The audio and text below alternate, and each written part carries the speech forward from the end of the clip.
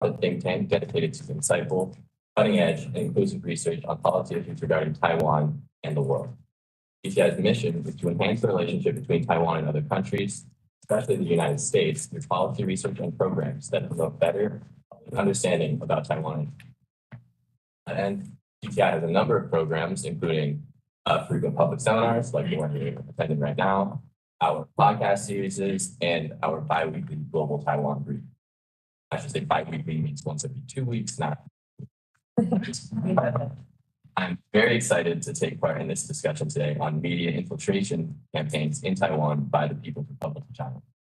Taiwan is one of the most vibrant and competitive mass media environments in Asia. Countless online publications, as well as 18 24-hour privately owned news channels bring constant updates and stories to a hungry domestic audience. Yet, the landscape is littered with semi-invisible Chinese influence. Taiwan's loose regulation and economic dependence on China left openings for united front actors to shake their switch, when coupled with waves of disinformation on social media, leave large opportunities for the CCP to sway the mainstream narrative. As Beijing expands its media influence efforts across the globe, I think it's more crucial than ever to draw lessons from the experience of its priority target. And that is exactly why we're here today. As for the format of today's discussion, we'll begin by introducing the panelists one by one, and they will make opening statements based on their area of expertise. After which I will briefly and selfishly ask a few questions of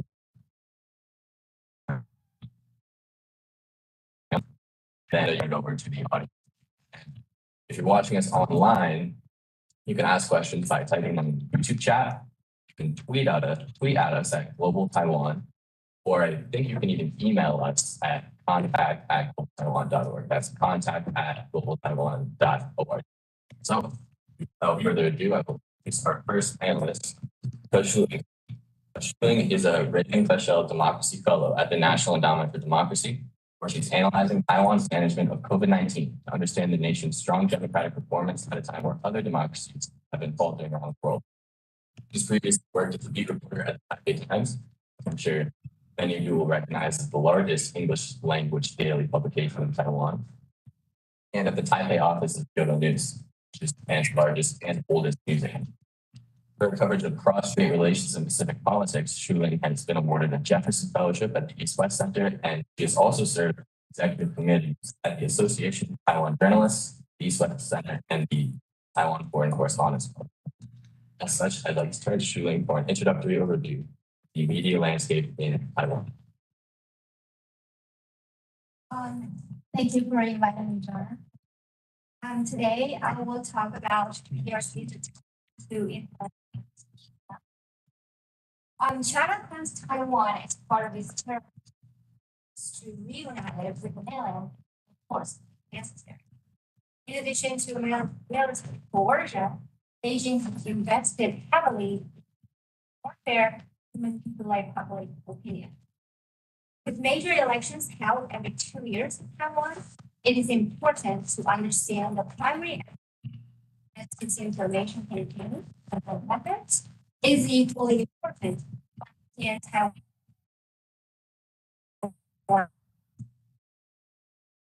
Weaponize information. These are state agencies and state-owned media. Second, traditional government and social media platforms controlled by the Chinese government. Commercial media, marketing, and public relations companies to Chinese propaganda. And fourth, social media and commercial content. These actors operate in four ways. First, central government spreads information through traditional media. Again, local governments do the same, but in a less organized fashion. Third, social media influencers spread disinformation generated by content farms while linking it for issues. And finally, actors work together to distribute disinformation in a hybrid, funded by China manner. The last mode often involves the China's operations in Taiwan are multifaceted.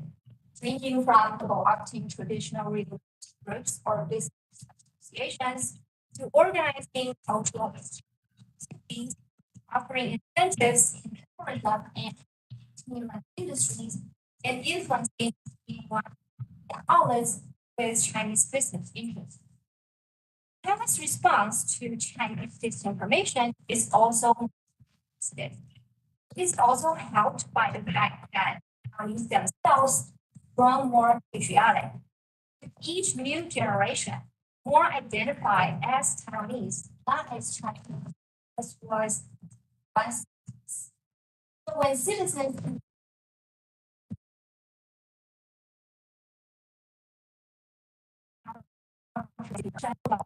involves civil society groups.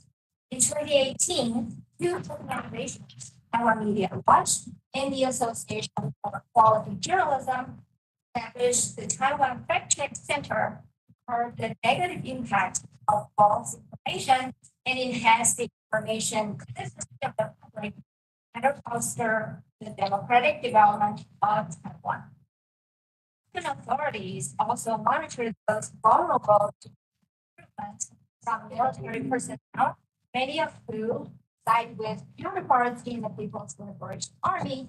Business people interests make them of Chinese origin.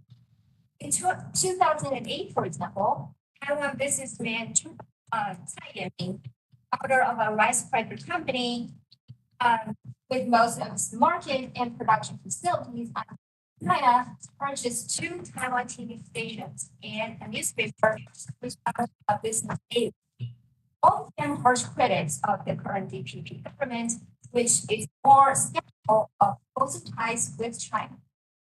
Given the seriousness of posed by Taiwan established a cabinet position responsible for policy involving telecommunication, cybersecurity, and communication industries. The current Minister of Digital Affairs, Tong, designed software to identify and respond quickly to Chinese information while softening the collective messages with more and visual. Tong has also developed platforms to facilitate governance, expanding transparency, and reducing the sources of polarization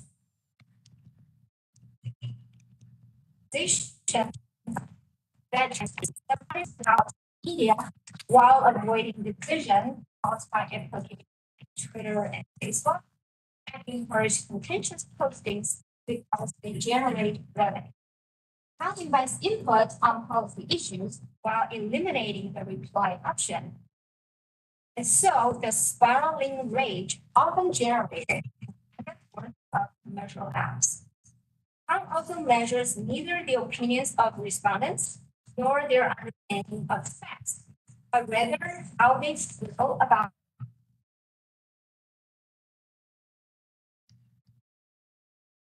eliminating the reply option.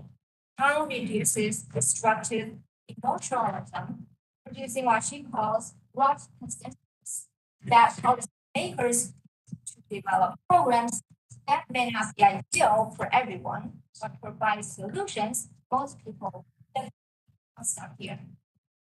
Thank you, Shuling. I think that's a great overview of how the PRC conducts influence campaigns in Taiwan and both how the government and civil society have responded.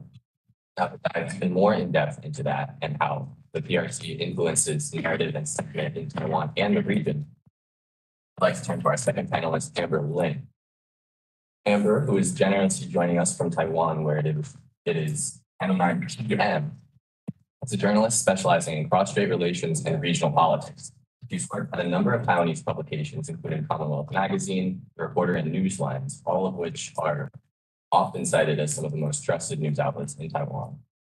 She's earned a few too many journalistic awards for me to list here, but trust me, they are a lot and they are impressive. In 2019, she got a Pulitzer Center for Persephone Mel Fellowship for her project, The Silent War, which explored Beijing's growing economic and political influence campaigns in Taiwan, as well as the island's response. Currently studying politics and security at the Asia Studies program at Georgetown's Walsh School of Foreign Service, such as like. Okay, thank you, Jonah, for the introduction. Morning, everyone. Thanks, GTI, for hosting this seminar, and thanks for having me. Sorry for not being able to participate these events in person since I'm in Taipei now. So today, I would like to share my on-the-ground observations on how China used hybrid channels to enhance their influence operations in Taiwan and the region. I am an investigative journalist who focuses on the CCP's infiltration of the grassroots, especially the local political and religious systems. So I'm not an expert of Taiwan's media or the CCP online disinformation campaign. However, when discussing China's media infiltration, we cannot ignore how the CCP uses the grassroots channels as its propaganda tool. Therefore, I argue that the CCP's influence operation must be viewed holistically rather than by industries or sectors. So before delving into the overall introduction, I would like to define the term media first. From my perspective, the definition of media is broader in the sense of the digital era. I consider media to include traditional media, social media, and even chat groups like Line groups, Facebook fan pages, and WeChat group that the CCP can utilize for propagating their information, ideology, and interest. Therefore, when I say media, I'm including all these non-traditional forms, as I prefer to call them channels or platforms. Second, the key element of the CCP's influence operation is language. It is to say, Chinese language is the strength of the CCP's infiltration campaign against Chinese native speaker. The CCP has always been very aware that language can convey not only information, but also the assumptions, values, historical narrative, ideology, and implication of words behind the language. So they believe that one owns the authority to interpret the language must be one in power. We can see how Beijing intentionally utilizes the power of language to alter people's perception of things. For example, the CCP has its own definition of human rights and democracy, such as Chinese-style democracy and Chinese-style human rights. Therefore, we can see that the main target of the CCP's infiltration in the region is the Chinese-speaking community. In my observation, the most successful CCP infiltration is among Chinese speakers. Any Chinese language channel can be used as a platform for spreading their ideology or narrative. So overall, there are some typical approaches to China's media infiltration in Taiwan and the region. The first approach is direct intervention. The CCP uses pro-Beijing agents to buy Taiwan's media outlets, intervening in the newsroom directly. As Su Ling just mentioned that this story, so I won't repeat. But this approach, in my view, is probably less effective than before, since the civil society and the government have become more worried about the media acquisition. It has become easier for the government to target and supervise Chinese capital flows to Taiwanese media through proxies. And the second approach is indirect influence. Chinese official invites Chinese language media outside of China to travel to mainland in the name of exchanges. And it hosts the World Conference on Chinese language media. This approach helps indirectly influence the angle of media reporting on China, telling positive story about China. However, along with more and more investigations and public notice, Beijing's approaches are much more subtle now. From my observation, the third approach is shifting its infiltration from national to local. In Chinese, we say 化整为零, breaking up the whole into parts. The CCP's infiltration in media outlets is not limited to national level. It also aims to penetrate the local media platforms such as community newspapers, underground radio stations, or individuals like YouTube influencer and social media's key opinion leaders. So these new tactics target a more diverse yet niche audiences, which is cheaper and more effective compared to mainstream media's acquisition. Last but not least, the final approach is grassroots infiltration. Pro-Beijing proxies help set up closed chat groups among the grassroots community using Line or WeChat to disseminate the CCP's information or disinformation content. Due to its covert nature and lack of relevant regulations, this is the most tricky approach to prevent and track. So in sum, there are three key takeaways of Taiwan's lesson. The first lesson is engagement is the easiest and fastest way for the CCP to penetrate foreign societies. In the past, cross-strait relations were characterized by no exchanges and no contact between the CCP and the KMT during the Cold War. So the CCP's infiltration in Taiwan was limited.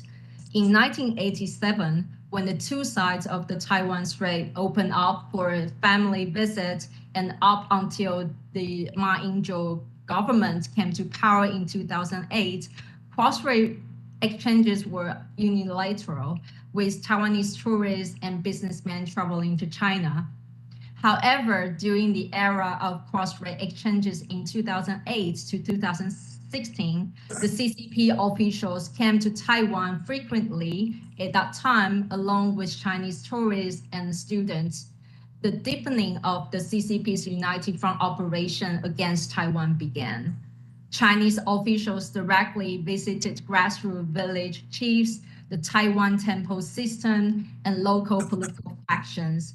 It provided Beijing an excellent opportunity to establish a new United Front network within Taiwan society. This grassroots network is actually the base of the CCP's propaganda campaign in Taiwan now. The second lesson is the government's need to notice the new way of funding. With the development of technology, there are many different ways for China to provide funds to their agents through YouTube, digital currency, or even blockchain, instead of through the traditional banking system in the digital era. It is increasingly difficult to follow the money. The last lesson is strengthening the awareness of the civil society. The CCP usually penetrate open society with legal activities and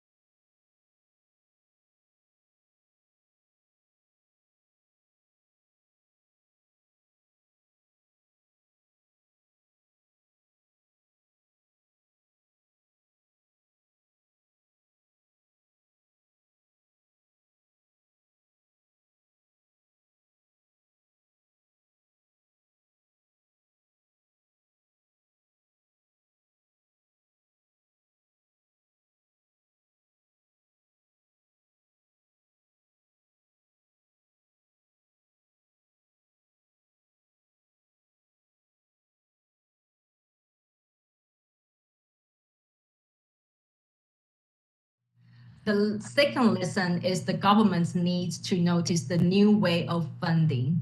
With the development of technology, there are many different ways for China to provide funds to their agents through YouTube, digital currency, or even blockchain, instead of through the traditional banking system in the digital era. It is increasingly difficult to follow the money. The last lesson is strengthening the awareness of the civil society. The CCP usually penetrate open society with legal activities and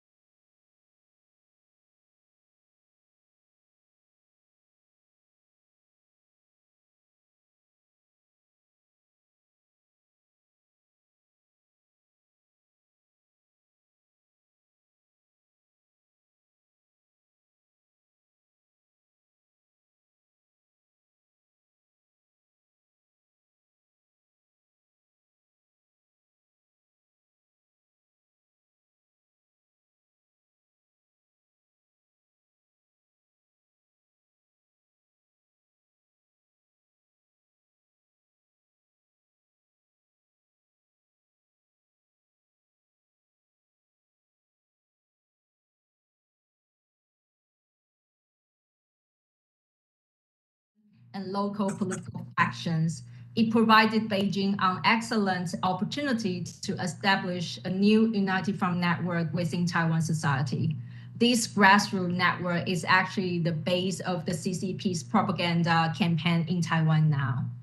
The second lesson is the government needs to notice the new way of funding. With the development of technology, there are many different ways for China to provide funds to their agents through YouTube, digital currency, or even blockchain, instead of through the traditional banking system in the digital era. It is increasingly difficult to follow the money. The last lesson is strengthening the awareness of the civil society. The CCP usually penetrate open society with legal activities and using gray areas. Given the characteristic of China's media infiltration, the regulation sometimes cannot effectively prevent its operations. Therefore, strengthening the awareness of the civil society is crucial to counter the CCP's infiltration. So I will stop here. Thank you. Thank you, Amber. And I think that by spotlighting the grassroots nature of these infiltration efforts, I think you've led us perfectly into our next panelist, who is Rita Chung. Rita is a senior data journalist, the Asia Fact Check Lab of Radio Free Asia. Before settling in the US, she worked for the Central News Agency of Taiwan as a correspondent for Washington, D.C., Shanghai, and Beijing. Her coverage has spanned from cross-strait relations and US-China relations to the social events and human rights issues in China. In 2023, her project on China's birth control policy was recognized as a Silver Award winner for human rights reporting at the New York festivals. And she has a presentation for us, which is being pulled up. Yeah, thank you. Thank you, GDI, and thank you for having me. So much of that, maybe.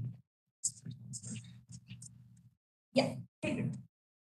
And then maybe I can, Today I will just focus on the content infiltration. And if you want to know more about the systematically how the PRC media do, I would recommend the journal's research paper that I just read on the PTS website. I would recommend everyone to go to the PTS website and then, I will just focus on what the content infiltration the PRC media have. Let me introduce my media evaluation a little bit. Asia Fact Check Lab is a new project that the Radio Free Asia just launched last October. And I think it's starting from the pandemic that we found that it's become very clear that the Chinese state media were fully geared up, not just to burnish its reputation, for instance, marketing its generosity and soft power, helping other countries by donating vaccine, but to spread the false fears and the narrative about the origin of COVID and to point their fingers on the United States. We call this like muddy the water. Yeah. And then we are a small team. We have 9 people in total in Taiwan, Hong Kong. Yeah, in Taiwan, Hong Kong, and the United States. And what do we do? We deploy the China's information operation at home and abroad. And then we can talk about that a little bit later in detail. And then also we monitor the Chinese media and the influencers. And then especially some like a special project that we have done. We found out that what happened in Taiwan are also happening in some other countries. Recently, we just digging into what the Chinese state media have done in Malaysia and New Zealand. Next. And then let me give you some examples of what we have found. The first one is about the President Tsai's stopover in New York City recently. And then we found that from the CCTV and People's Daily during her transit, the Chinese media say that President Tsai was coolly received by the crowd of protesting Chinese who look at her like a rat in the street. Of course, it's not true, but we found that it's like an online and offline combination operation. It's because the Chinese United Front did send some people to protest her visit, and then in Chinese officials' narrative, they call it her transit as like a mousy visit. In Chinese, 串访 is a very negative description. And then the second example there, sometimes we also need to do the fact check to on the Taiwanese political commentators. Although I think for President Ma's visits to mainland China, it's not unusual to become like a partisan issue in Taiwan. But as a fact check entity, I think it is still important to point out that something was not right from the Chinese political commentators' narrative. And then we found a very interesting point is Another commentator, Cho Yi, I think that, yeah, I don't know whether we should call it like a dark, deep blue or a little bit like a red commentator that he also criticized President Ma. He didn't talk about the unification publicly enough. And he criticized he was not brave enough. So we call this like the problem of the information cocoon. And this problem is more serious in China, especially for the Chinese reader. It's because we all know that in China, there is only one narrative allowed to broadcast. So that's why sometimes the Chinese people cannot hear the different or diversities opinions in Taiwan. So that's a problem. And then the third one, I'd like to say that's the CCP's main goal, to try everything that they can to eliminate overthrow the legitimacy of Republic of China, Taiwan. For instance, recently the Chinese official repeatedly asserted that Carroll Declaration and the Boston Declarations are two historical documents which prove that mainland China holds tradition over Taiwan. But of course, it's not true. But from our perspective, we thought the Chinese official think if they can repeat their narrative for 100 times, it can become like a true. That's their strategy. Yeah, so next. And then what's China's goal? We found from Chinese narrative, we found maybe three points. The first one is like US will abandon Taiwan one day. So recently we found, I will explain the three approach first. We found that China will first one to produce, second to distort, and the third is to manipulate these enemies' information. And there are two categories of this misinformation. One is from the officials, and the other is from the civil society or just ordinary Chinese people. And in Chinese, we call it Min Yao or Guan Yao. And then the first one is like the Chinese officials disinformation and misinformation, but it's based on the US media. Although it's not a mainstream media, but it's an online website. Recently, the Messenger, the website called the Messenger, it say that the US is preparing evacuation plans for American citizens in Taiwan. It's a complicated issue, but the Chinese official spokesperson of the Ministry of Foreign Affairs, Wang Wenbin, criticized that the US just used Taiwan as a pawn to serve the US strategy of containing China. And I think that's the goal for the Chinese official to create the skepticism for the United States of supporting Taiwan. And then, unfortunately, some of the Chinese fight it. Yeah. And then that's another way to muddy the water as well. And then we call that's like a distortion. And then the second one is that China is also working very hard on magnifying controversial issues. For instance, like this one is like they portray the Taiwanese police officer as US police officer as well too, while they are doing the law enforcement. But if you go into the detail of the content, there are a lot of false move. First, the Taiwanese lady wasn't dead, and the second one, she was suffering the drug addiction. And then she's not indigenous people as well, but it was presented in a lot of misinformation in China's media's report. And then also that I remember while Taiwan was suffering the egg shortage problems, the Douyin and the TikTok were full of the mis and disinformation as well. And so to create this kind of information ecosystem, China is trying to deepen Taiwanese people's anger or distrust toward the government. That is another example of the information campaign. And then, yeah.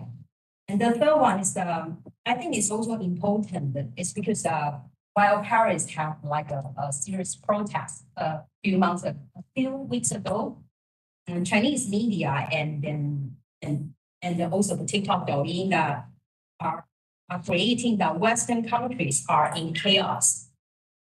Because why it's important is because like Amber said that Taiwan and China both read and talk in Chinese. And a lot of Taiwanese people are reading Chinese media as well.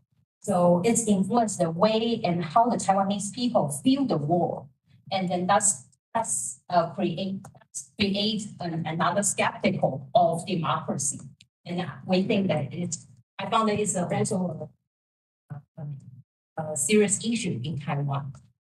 And that's so maybe I think that Amber has touched a little bit already, but I would like to give you a Chinese scholar's word. Yu Xingtian, she is the director of the Shanghai Taiwan Institute. She said recently in her research paper that making full use of new technology and means, we need not only Xinhua News Agency for stating government's position, but also the social media platforms such as Douyin and IG in order to counter Western cognitive warfare on China. Yeah, Chinese researcher and then fellow also noticed about the cognitive warfare, but they using, of course, they will use in their way to counter that. I would like to give you one personal example as well. That's a conversation between my dad and me last year. He said it's from Line in Taiwan that people use Line quite often. And Line is like a WhatsApp, the Taiwanese version. And then he told me, oh, let me share one song with you. It's a good song made by Jay Cho. And when I click it, the name of the song is called Message to the Taiwanese young generation. But when I click it, this song actually is full of like a criticism to the older Taiwanese politician, and then no Taiwanese politician did anything good to Taiwanese young generation, but especially they are criticizing the government. It's about, and then also they promote to persuade Taiwanese young generation that you don't have to fight for your country. And then after five seconds, I just realized, because for me it's very easy that because this song was written in simplified Chinese. My dad didn't notice about that. And then of course this song is not written by Jay Cho. It was remixed by some like a Chinese songwriter. And then I just told my dad, do you notice that it's written in like a simplified Chinese? And also, I think it's like a cognitive warfare. We are under that. So I think why we are doing the fact check is because we think that media literacy matters, especially that we are going to have another presidential election soon, and we think the cognitive warfare will be like a daily basis. So if something that I can suggest and is media literacy matter. Apart from that, and everybody has the duty to do the fact check and then to talk, to communicate with your family, friends. For the media's access, you have to trust but verify. That's very important. So yeah, I'm looking forward to the questions and the comments. Yeah, so. Great, thank you. And as you say, these operations are not just limited to Taiwan. Not only does the PRC use foreign media outlets as a tool, it also tries to influence other nations around the region and other nations around the world. So as such, I'd like to take a step back and discuss the global implications of PRC influence campaigns. To do that, our final panelist is Kevin Shai. Kevin is the Deputy Director for the International Forum for Democratic Studies at the National Endowment for Democracy. Kevin served nearly 15 years in the U.S. government within the State Department's China Desk and Global Engagement Center, in positions at the Office of the U.S. Trade Representative, Department of Defense, and with the U.S. House of Representatives. He's proficient in Mandarin and has often spent his summers teaching in Xinjiang, China. His writings have also appeared in War on the Rocks, The Diplomat, Asian AK, and the International Forums platforms. So, go ahead. Great. Thanks, John. I appreciate the introduction. I think the older I get and the more gray hairs I get, the worse my Chinese gets. So Joe probably this, but like he once spoke Chinese. But before kind of taking that broad perspective and jumping into some things I'm here to chat about, Mike, too close to the mic, or is that you? No, it should be good. Okay. Just to really thank the previous panelists for some of their analysis. I thought it was really spot on. I thought, Rita's description of what's happening and what they're doing in the fact-checking side is critically important. Amber's analysis of sort of what's happening at the local level was really spot on. I appreciate Shuling's emphasis on increasing skepticism. I thought that really stood out for me as an important goal for a lot of civil society and government work on countering some of these different threats. As we've kind of heard from others, and I don't presume to be a Taiwan media expert, but clearly Taiwan has been in Beijing's crosshairs for decades in a whole range of sectors. Really, no entity feels this more in such stark relief, given Taiwan's language and cultural ties, and obviously the military pressure coming from Beijing as well. At the same time, though, Taiwan really has such an incredibly strong economy and capable governance structures with really a lot of very strong political, economic, and societal resources to bear on this situation. A lot of people, I think, around the world don't quite appreciate Taiwan's strength in this regard. I think Taiwan really has a very unique opportunity to not just be a part of, but really to help catalyze and in some cases lead global responses to the CCP's malign influence. I think this is a no-brainer option for Taiwan and a no-brainer for the whole community of democracies to really embrace Taiwan's potential role. First, I think Taiwan should find every way it can to enmesh itself into the broader community of democracies, finding new allies and new ways to regularize its interactions across a whole range of sectors. This is not an easy task. I mean, clearly Beijing is pressuring a lot of countries to isolate Taiwan, but this type of approach provides additional deterrent value to Beijing's provocations, and in particular, I think slowly removes some of the taboos around the world that some countries have in associating with Taiwan. Two, democracies need the expertise and experience that Taiwanese officials and civil society members like these three panelists have, and that they can bring to the problem set of the CCP's malign influence, especially so in the information realm as we're talking about today. I think the combination of Taiwan's inherent knowledge of the CCP and China generally and firsthand frontline experience in addressing in droves really gives it unique value to the rest of the global community of small d Democrats that are suddenly forced to deal with new challenges like PRC state media inroads into media markets, licensing and content sharing arrangements. These are things that aren't just happening in Taiwan. As we know, these are happening globally and increasingly so on the global south. Other things we've noticed as trends is co-optation of political and business leads through China's United Front work. We heard about that earlier in Taiwan. That's happening globally. Domestic political forces that might think closer relations with Beijing will inevitably lead to less pressure from Beijing in these realms. That's a false choice. I think a lot of countries make, unfortunately, on their own. We've learned that's not the case with Taiwan. A lot of really great Taiwanese organizations are already undertaking some of this work. To name one that Shuling referenced earlier, Doublethink Lab, the Taiwanese research organization specializing in the PRC's information operations and doing research in that regard. They've pulled together a global community of activists, scholars, media, and some government officials together to share experiences and learnings on this challenge. They've worked with partners on every continent now to launch a new product that measures the PRC's impact in every sector of society for 80 plus countries. That's a lot. It's a big endeavor. It's a big research project. Recently, at the International Forum, we had their co-founder on our podcast, along with two other researchers who are also working on this issue, catalyzing their own society's responses to China's malign influence in other regions. And we asked them what they thought were the key point of expertise about China that civil society and government needs to understand in order to address China's malign influence activities, meaning what's the most important thing you need to know. And their founder, his name is TT Cat, he suggested, and he actually had the exact same answer as the two other interviewees we asked. And he said it's the knowledge of China's political system and the ability of China's United Front activities to impact every sector of its engagement domestically and abroad. That's really interesting. It's really the knowledge of how the party interacts with so much of the Chinese state apparatus at home, and then ultimately now as China's impact globally has just catapulted, how that happens abroad. Scaling this type of expertise, which I think Taiwan has really essential knowledge about, it's critical. It can enable Taiwan to build bridges that are crumbling or non-existent with new partners abroad, and it can empower those societies' individual responses to the same threat. And we're funding a number of organizations well outside of Taiwan to do this work as well, so it's certainly not Taiwan's work alone to do.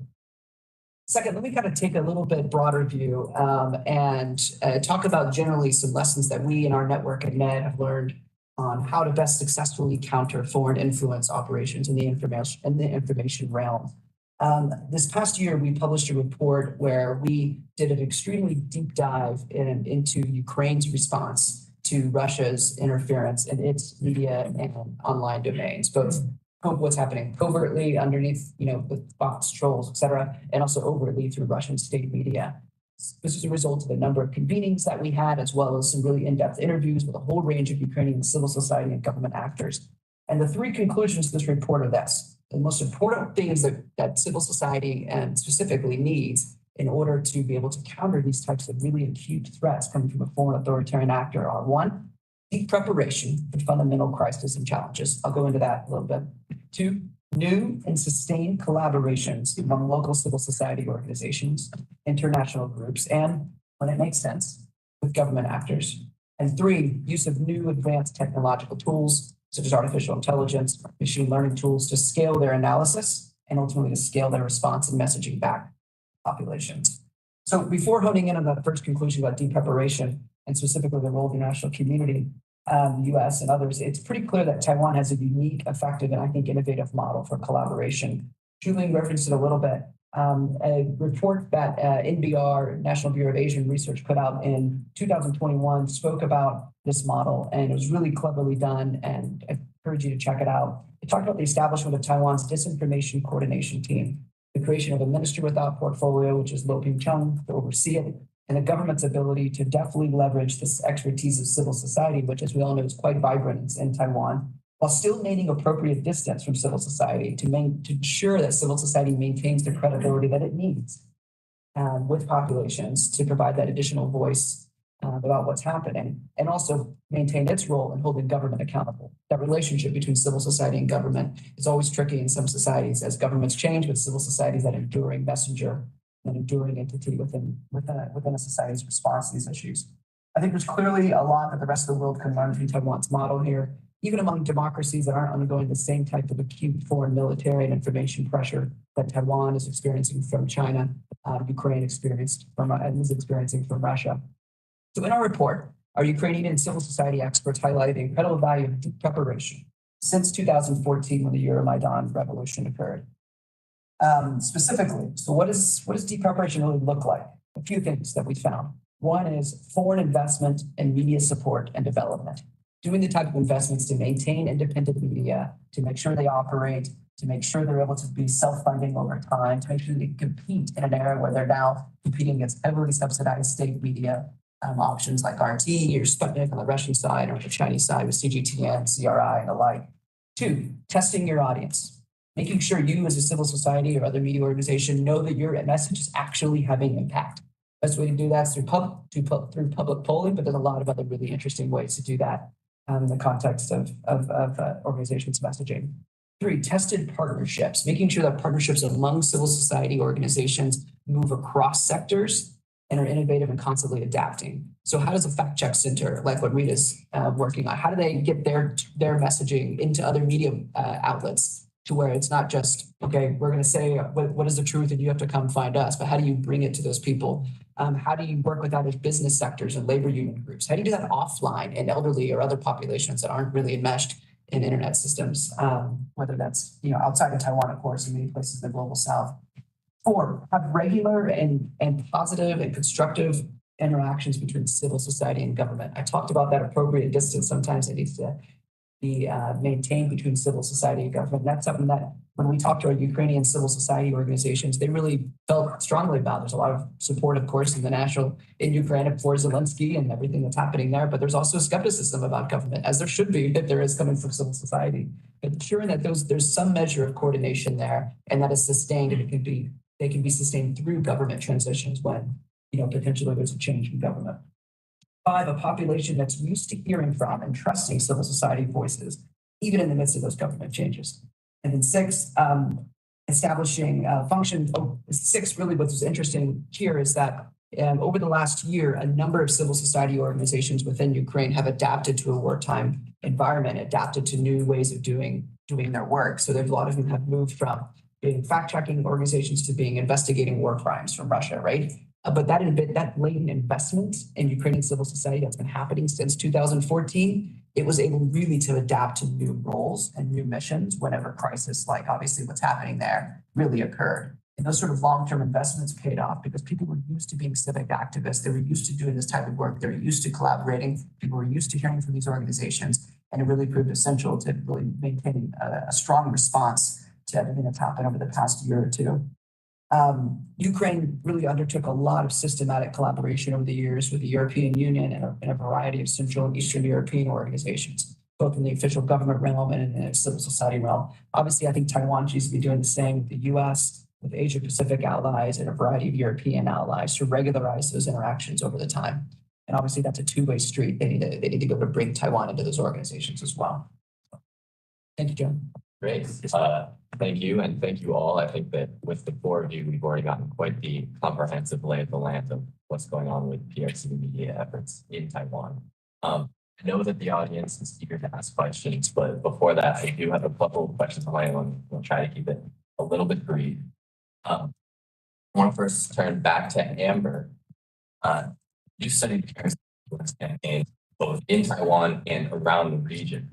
Do you see what specific factors make Taiwan unique when compared to other nations in the region? And how do PRC's efforts differ? How does Taiwan's response differ?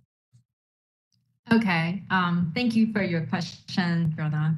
Well, I think the main differences is China's purpose toward different countries. For example, China's infiltration into the United States is aimed at stealing military or business intelligence for great power competition. And China's goal to influence diaspora Chinese in Southeast Asia mainly targets political and business elites to facilitate its interests in the region. It also influenced diaspora Chinese perception toward Taiwan and Hong Kong's democratic movement, marginalizing Taiwan's presence in the international community. And the CCP's infiltration into Taiwan is intended to influence public opinion and voters' choices during elections. So we all know that Taiwan has endured the most serious infiltration by the CCP in the world, as we are the primary target.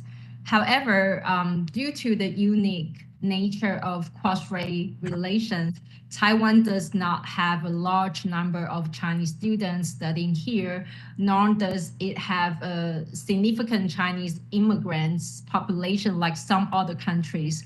Moreover, given that the threats from China has been intense for decades, Taiwanese society is also the most aware of and actively responds to China's influence campaign.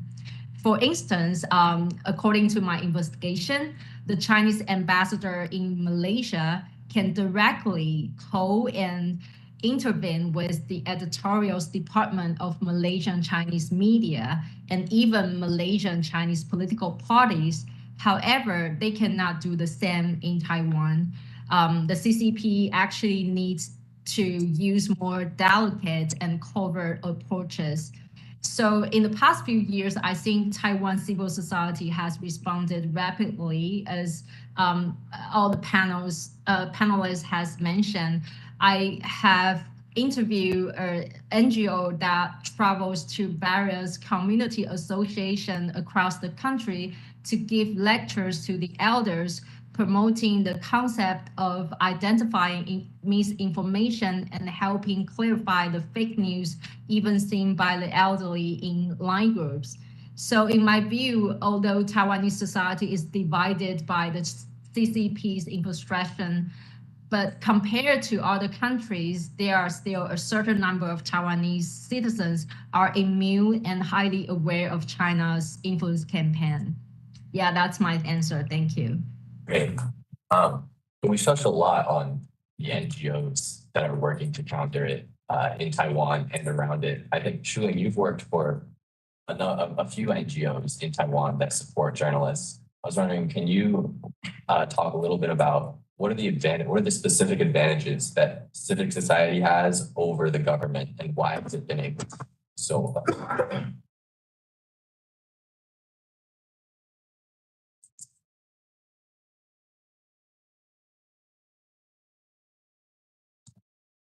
I've been an English reporter for local newspapers and international news agencies since 2000. And over the 20-some years, one thing remains unchanged is the growing influence of the PRC. And this influence is most apparent in the media, where pro-PRC media outlets emerged in 2008 to coincide with a proliferation of PRC's efforts to promote reunification and spread pro-independence views. Many Taiwanese journalists are routinely invited to participate in junkets, summits, or other kinds of aid trips to China to produce friendly news content. And pro-PRC businessmen and companies with ties to business interests in China own media outlets that either self-censor or create subjects that Beijing considers sensitive. I give an example in my talk. And this vulnerability to Chinese influence has been compounded by the rise of social media into a primary source of information for most Taiwanese. For example, Facebook has about 20 million users in Taiwan out of a population of 23 million. And Line, the most popular instant messaging app among Taiwanese internet users, has more than 22 million users. So there are other private message groups on apps like WhatsApp and WeChat, which have been used to spread misinformation or disinformation more effectively than traditional media can respond. So how has Taiwan responded to the PRC's online information operations? In my talk, I mentioned I covered the response of the Taiwanese who have become more patriotic. So when they encounter Chinese misinformation or disinformation, they are more likely skeptical. I also covered the efforts of the government, which has become more vigilant in monitoring those who are vulnerable to Chinese recruits.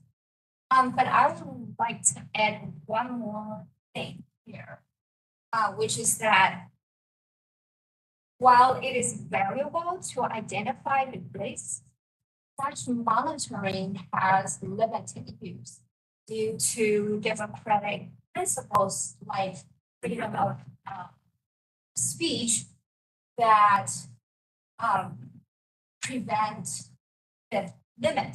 limit the government's ability to stop disinformation. And Tsai Ing-wen is a very good example. In 2020, after repeated warnings and fines, Taiwan's National Communications Commission declined to renew the broadcast license of the cable news channel of one of Tsai Ing-wen's media outlets, CTI News.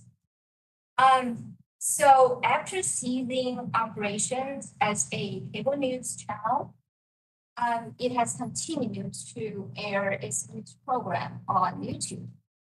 It also took the case to court.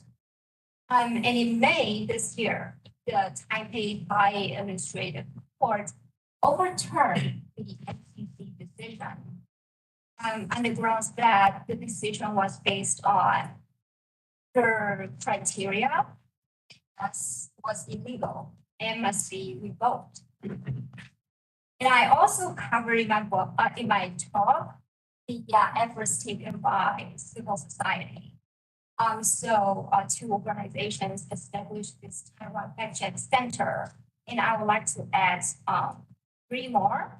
One is the COFAX, which was launched by Zero, a community of tech professionals who promote open government and participatory democracy. So COFAX employs a crowd collaboration and chatbots to review information of unknown credibility. And volunteers analyze emotionalism and objectivity of suspicious messages on elements that are hard for artificial intelligence to identify. And the second one is fake news cleaner, which focuses on teaching information literacy, especially to older people, who will soon make 20% of Taiwan's population, and who have recently become the distributor of fake news on social media, especially Line. And so in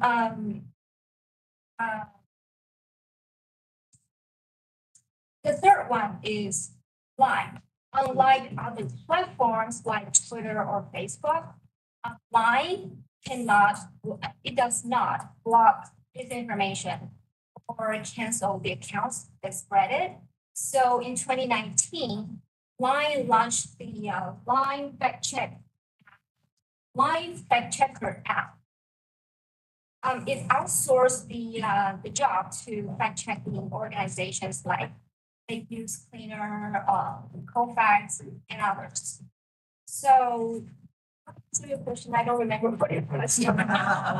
Well, yes, I think that by touching on all the various civil society organizations, I think what you're getting at is that civil society can be so much more innovative, I think, and multifaceted than government has the opportunity to be.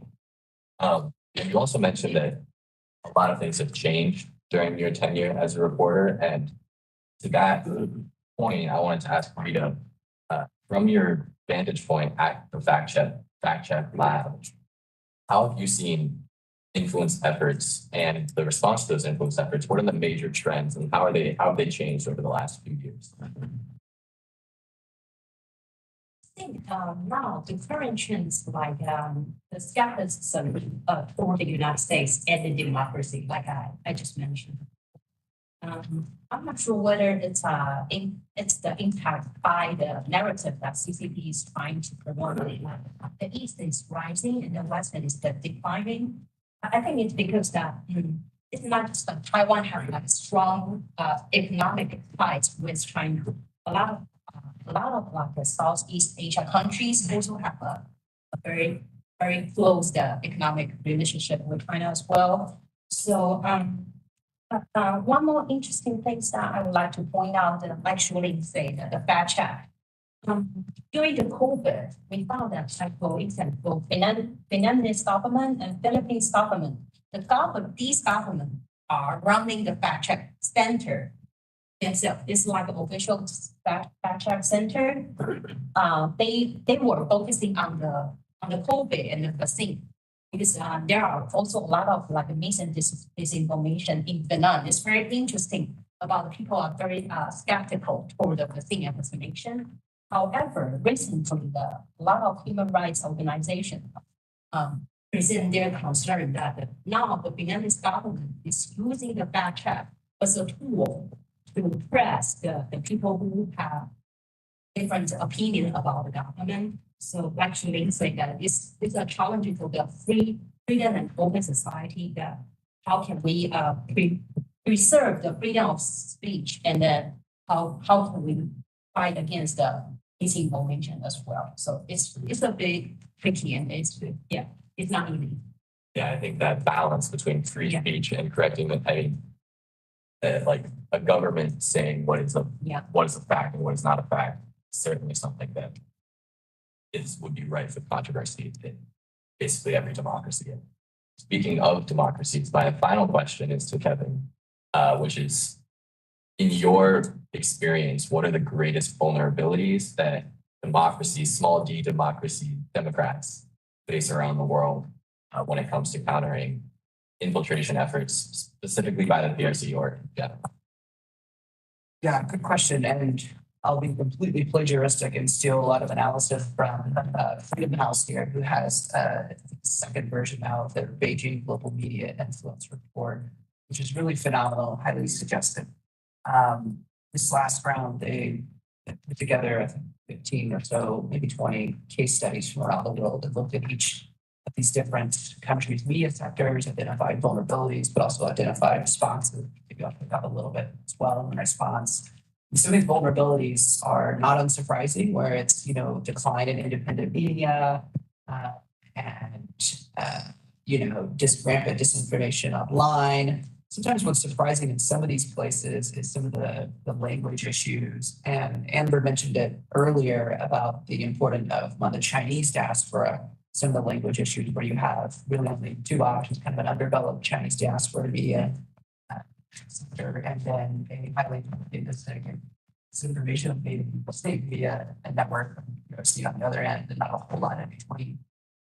It's definitely the case in a lot of these other places with where local language is, whether it's in Africa, whether it's in certain parts of Central or Eastern Europe and elsewhere, where those it's not like Spanish language where it's a huge developed media center that can cross borders, but it's very localized, very hard to get foreign independent reporting on China into a place that only speak like in Fulton, for example, or other places like that. There's just not that much access. Obviously, pressure on foreign journalists in China is a big reason for that.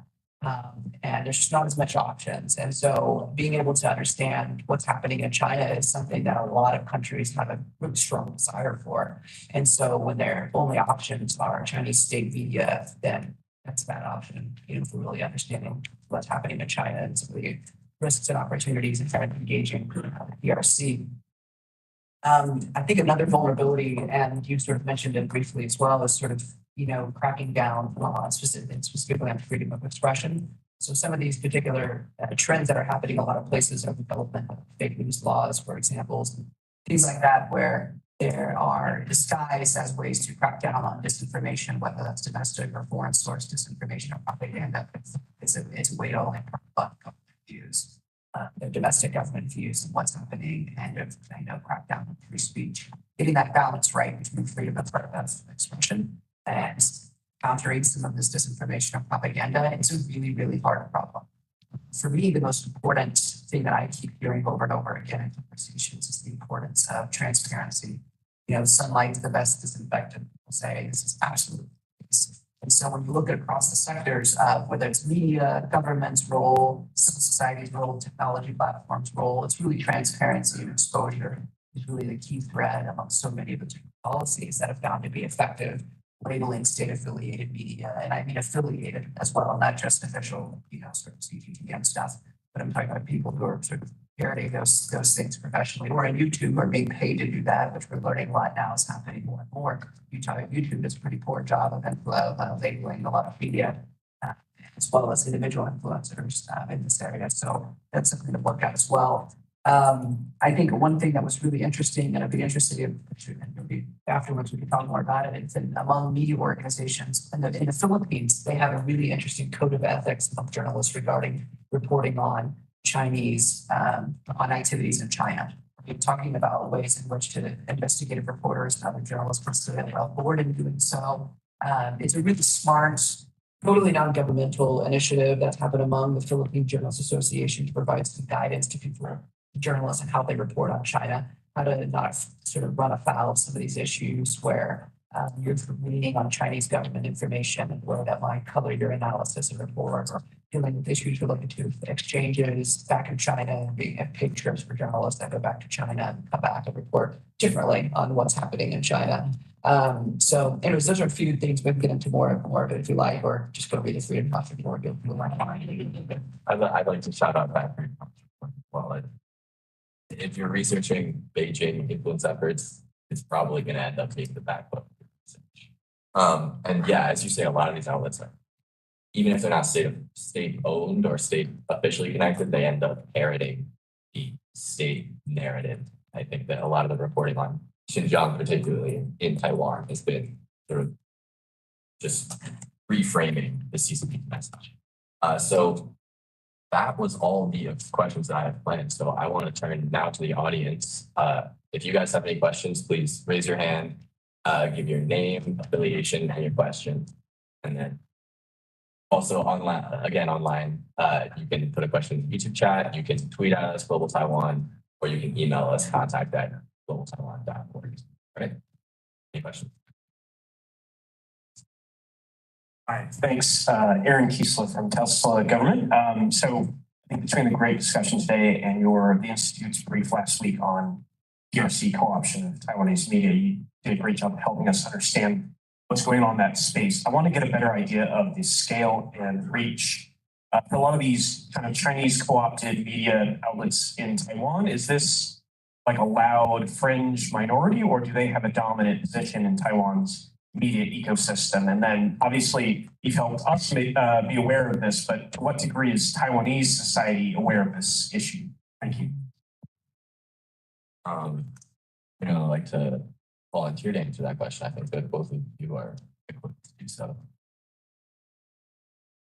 I don't know if I may answer your question more properly. I think for my previous companies introduced agency that it was founded by the government, which is a kind of like a mutual activist. It's not pen tool or pen ring. Of course, people can argue that it's like a pen for the government's whatever. But well, actually, I will say that it's not that case. But so that's why I think it's like a very. It has become like a polarized the media's environment already. Like my dad, that he always read like a United Daily or China Times. So sometimes I need to literature him that. Well, if you really want to know the full picture of Taiwan ourselves, you better sometimes try to read the Liberty Times. That's you know that's the full picture. And also the skepticism toward the democracy that he has.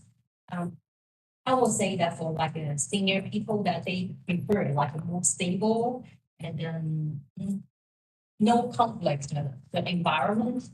But I always reminded him that if you were in China, you don't even have the chance to criticize the government. So think about that. And then although sometimes democracy looks a little bit messy, but it's still worthy to have that kind of like a freedoms and then the environment. Yeah. I hope I answered your question. And I'll briefly add, just because I remember this statistic, I think a 2021 poll found that 80% of Taiwanese believe that news media should be more regulated to counter PRC influence. So I think particularly post as Shuling mentioned, the sort of Wang saga with Taiwan who controls a lot of media, there has been a lot of boost in public awareness since that. Can I add one very short thing? Is there's some research that's been done. I think it was in the African context, maybe Latin America. I can't remember the exact nature of it, but it talks about the importance of individual populations simply knowing that there is a disinformation problem. Like it's a lot to ask an individual to know that China Radio International is a Chinese state-funded media entity, and there's one other one that's not. That's a lot to ask an individual person. But simply having populations aware that this is a problem makes them skeptical when they approach any kind of information. And over time builds in the nodes of critical thinking, all these things that media literacy programs around the world are designed to teach young and old people how to deal with these things. So simply that a general awareness that there's a problem out there is hugely important for society responses to this issue, no matter where it's coming from. Anyone else? Right here. Hi, I'm Kevin Slayton from Freedom House. The Asian Regional Office and a project called the Shanghai Snowbound. We gather a database of Chinese protest events and push it online.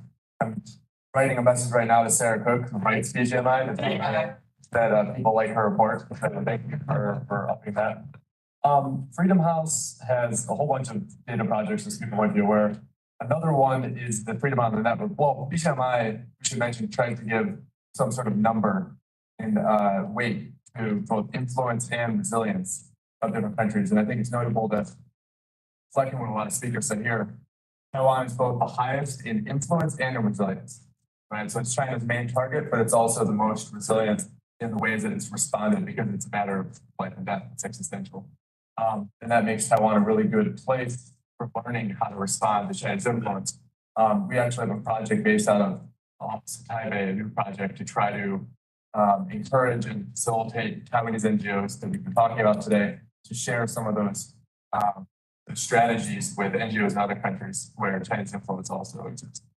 The other thing I'll say is the Freedom of the Net report rates Taiwan as, and we're talking about the struggle between freedom of expression, these measures, and freedom of the net rates Taiwan as the freest internet in Asia, including the newest report. And yet it's still like 70 out of 100, which tells you a lot about internet restrictions, but also that a lot of Taiwan's struggle and that gap has to do with everything we're talking about today, because it has to make trade-offs.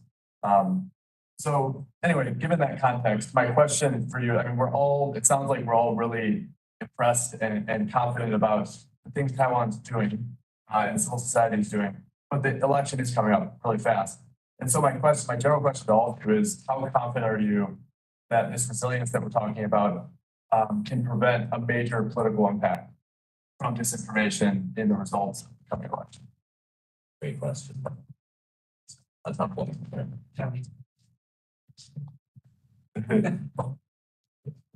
It's a tough one.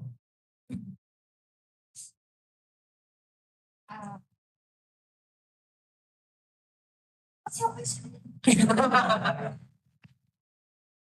In particular, we're talking a lot about the things that Taiwan has done, that Taiwan civil society has done to respond to disinformation, to make it more transparent and to try to the fact-checking efforts. And this is all true, and these are things that have developed over the past year since the last election or 2 elections ago. So years of development of this sort of response has led to the current state, which is kind of impressive.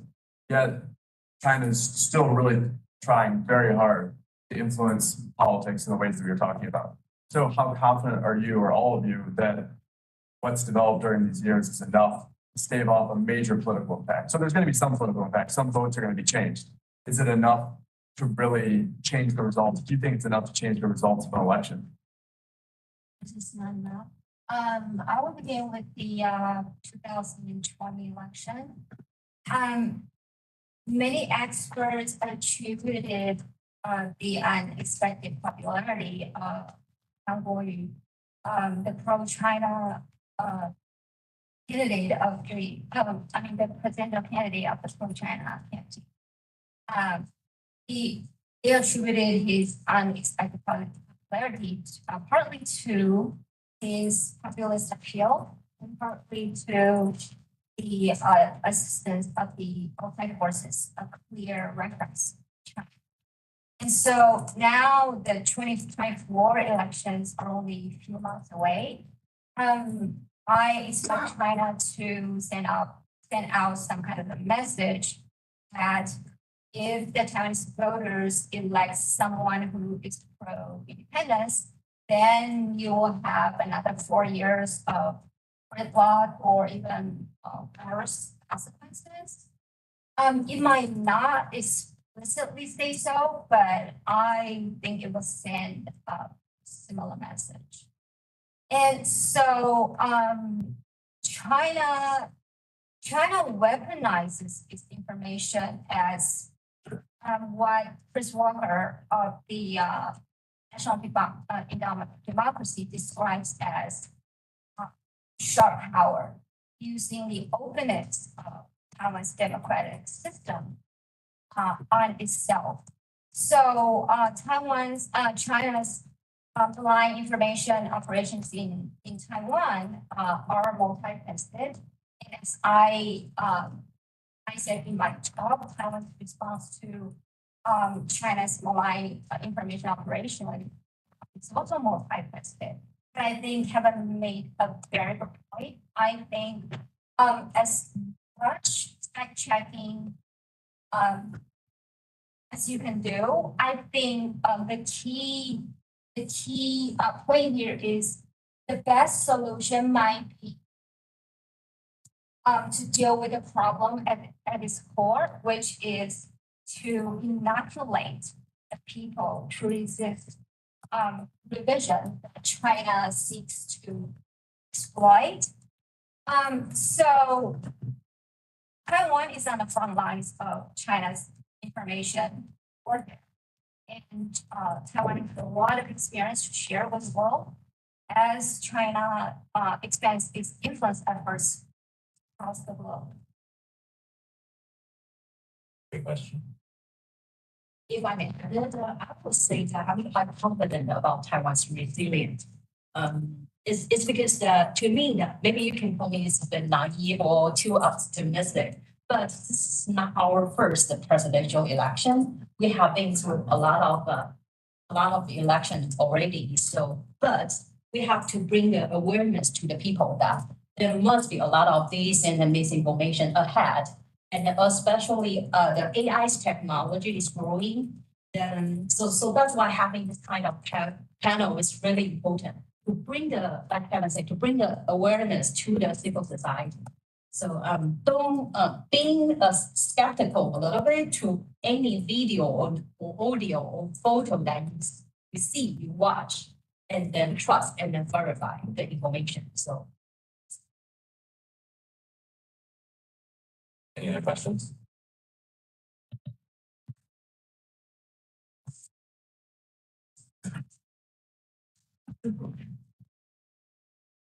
Hi, it's from I have the question actually just the other way around from a general Freedom House that what if the administration change? Would that impact the sustainability of the support of counter this misinformation or information or if the government change? What if that effect? Good question. So if we do see a TPP or change administration, is there any you guys foresee a change in how we might influence efforts? You comment that you want to bring in Amber first. Defer to me. Go ahead, Amber, first. Amber, did you hear the question? Sorry, I cannot hear the question very clearly. The quality of connection is not very good. No worries. We've got it coming to you in message form shortly. Kevin, you can start. I'll start, but I really would defer to my Taiwan colleagues who are talking anything specific about Taiwan politics. I'll just say generally that, the point of investment in civil society efforts to counter these sort of things, disinformation, propaganda, and the regularization of populations hearing from civil society voices, that transcends government changes and transcends the new administration. That's the point. I think, I'm not a full expert in everything that Taiwan's done, but the story is quite impressive over what's happened over the recent years. So if people are used to hearing from vibrant Taiwanese media outlets, they're used to hearing from judges, they're used to hearing from researchers. If if those investments, they'll pay off, even if the administration takes a different tack on some of these things, and maybe allows more, Chinese state media voices into the Taiwanese media ecosystem, et cetera. But that's the point of civil society investments. And so I would, that's how NED operates, National Democracy. We invest in civil society because we believe in its power. And I would say that, there's potential there to really transcend any sort of change in government. I'd like to give Amber the chance to chime in as well. If she got the question. Can you hear us, Amber? Sorry, I really cannot. The connection is really bad. So could you repeat the question? Sorry. So the question is, if we have a non-DPP government after this election, will that change how Taiwan deals with influence efforts? You mean, is the government the key of Taiwanese attitudes that the question means? I would say that, yes, that's a piece of the question. Okay. I would like to say Taiwan's society's resilience is not just based on the governments, but also the civil society. So I don't see if the government changed to a non-DPP government that Taiwanese societies toward China's influence campaign will change. And in fact, I think Taiwan's civil society probably will react like in 2014, the Sunflower Movement, to protest or to against China's infiltration if the government doesn't really have the protection measures to the civil society. So I think Taiwan's civil society is still resilient in this regard. Thank you. And before we do more audio, we have 2 questions from online. One of which from Ethan Huang, intern at the U.S. Taiwan Business Council. He asks, should citizens of Taiwan address the PRC's disinformation by stopping the usage of apps like Line and Facebook? And what is the trade-off between completely cutting off the disinformation campaign through non-usage versus removing a method of communication?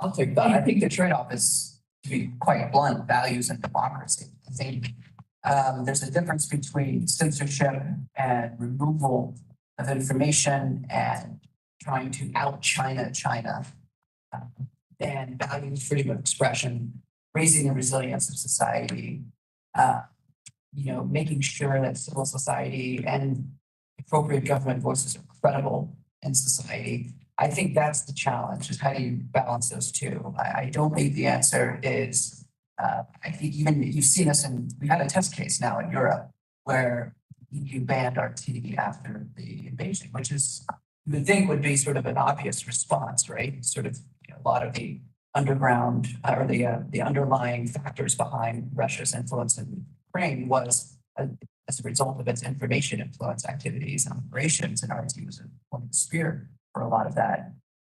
The research has shown that in fact Russian content or Russian state affiliated content still found a way within the European information ecosystem, even though RT and Sputnik were banned. There's a whole host of ways in which that information gets out. So it's not that effective to a certain extent. It also sort of belies the idea of an open information ecosystem where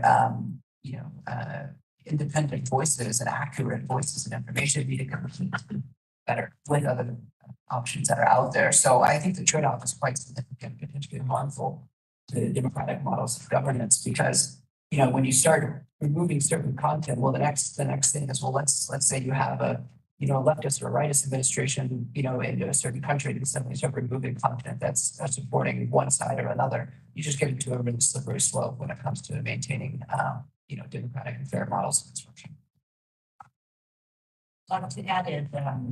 I agree with Kevin. We always say that don't become the one that you don't like. So yeah, I still believe maybe that I'm just too optimistic. Taiwan has been a democratic country and it's robust and it's vibrant democracy. So I still have confidence about the Taiwanese resilience. So just don't become the one that you don't like. Yeah. I think we have time for 2 more questions here, one of which I have another question from online. This is a question from Alejandro Morales at the Landívar University of Guatemala, who asks, in Latin American countries, does Taiwan have a foreign policy or diplomatic approach to counter PRC media infiltration? We know that Paraguay is one of Taiwan's last remaining diplomatic connections, are there any formal, I suppose, arms to counter influence?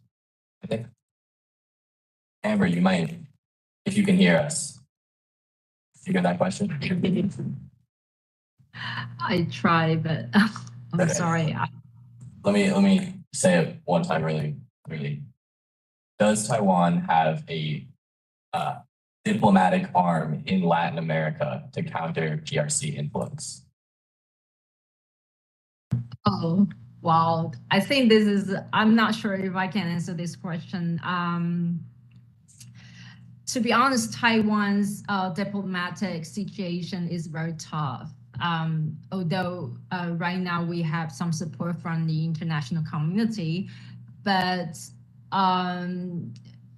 as my understanding, for example, in Southeast Asia, that Taiwan's presence is always contained by China's Chinese embassy in local. So I'm not sure about Latin American, but I would say Taiwan. Sorry, I'm not sure how to answer this question. I think it's out of my expertise. I'm sorry. Thank you. Yeah. I mean, I personally don't know a lot about the diplomatic arms in Latin America. I don't know if any of you do. I don't think there is much on the official side, but I'd say on the unofficial side, what I mentioned earlier about some of the work by civil society organizations, our colleague over there, Freedom House, or over here, Freedom House, I think mentioned that. Some of the work they're doing locally in Taiwan to get their voices out to the rest of the world. That's quite active and I think quite important. So there's a great opportunity on the civil society side to bridge those connections and to be a leader and a catalyst for the rest of the world's response to China's malign influence. Great. I think we have time for one last question, which will come from our executive director today. Thank you all. I'm Russell Chow, the executive director at the Global Taiwan Institute. Superb presentation. Very enlightening. I learned a great deal. This is an area that I'm also personally very interested in researching. I was especially struck by the discussion about the PRC's use of social influencers. I think we saw in 2020, especially after the outbreak of COVID, when a lot of these United Front exchanges went online because of the lack of exchanges, that there was a concerted effort to cultivate social influences, either via, sort of online talent development forums, these competitions where they would invite, economies, young, sort of aspirational celebrities to become, to train them to become social influencers. And I wonder to what extent after now, with the end of COVID, there has been any noticeable changes in your observations of the PRC's effort to continue cultivating these influencers. The last time I really kind of followed this issue was back in 2020 and noted a number of these United Front forums in our Global Taiwan briefs. And I wonder now, 3 years down the road, COVID ended. A number of you noted the use of social influencers. Whether you have any sort of more current, sort of information cases, and maybe even to the extent of your assessment of the appeal and effectiveness of this particular vector of PRC's influence effort, because it is clear that the PRC is targeting the youth as a major vector in their efforts to influence Taiwan's population. And I wonder, from your very close observation and study of this issue, if you have any more sort of recent case studies, observations, and assessments about how the PRC is utilizing this particular method and venue for its broader influence efforts on social media. Good question. Yeah. Take on that. Thank you, Russell, for inviting me and then for your question. I think, like you say, for the young generation, we also found, for instance, the social media like a Little Red Book, Xiaohongshu, and then the TikTok as well. It's it becomes more and more popular in Taiwan, especially for the Taiwanese young generation.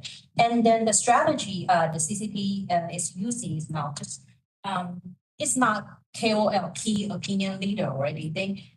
They spread a lot of misinformation and disinformation for the ordinary people, and then who we call it like decentralized, because every single TikToker and then the digital relevant user can be a opinion leader. It's like one virus thing.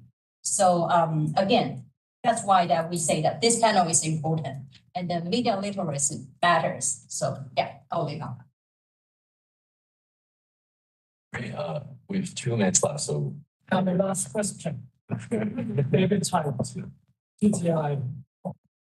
I am particularly struck by Kevin's narrative of the Philippine experience of the code of ethics for the journalist. And I wonder if that is something that Taiwan can consider, because it's so important, because the PRC's United Front work penetrated down to the local, the grassroots, all of the civil societies that they affect. And particularly, Edward mentioned about the secret societies in the local area. So I wonder if if they have any kind of suggestion or advice for the Taiwan authorities to work together and more closely with the civil societies, because all of the fact checks they do the fact check by the time they determine that this information is too late. It has widespread influence.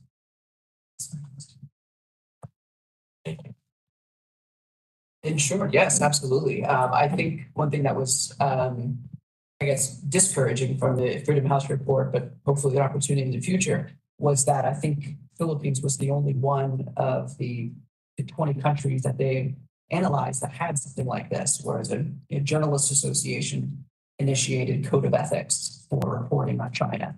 And they dealt with things like, exchanges and scholarships, or where to find certain information, or what sort of organizations are state affiliated and which ones aren't.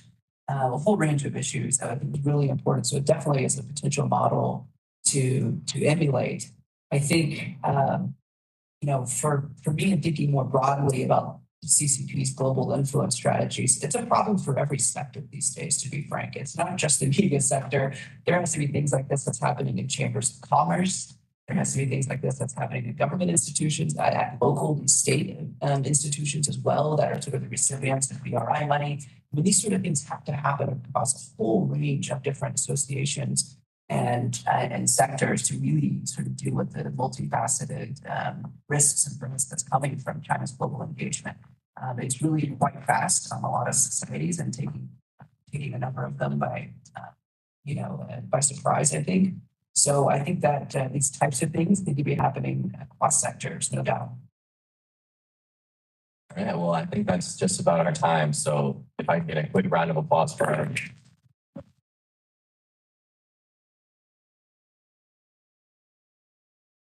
all real experts in what they do. And thank you all for coming.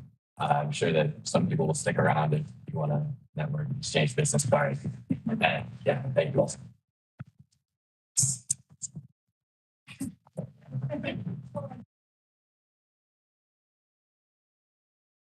Rippling, the one place where you can run all your HR, IT, and finance globally.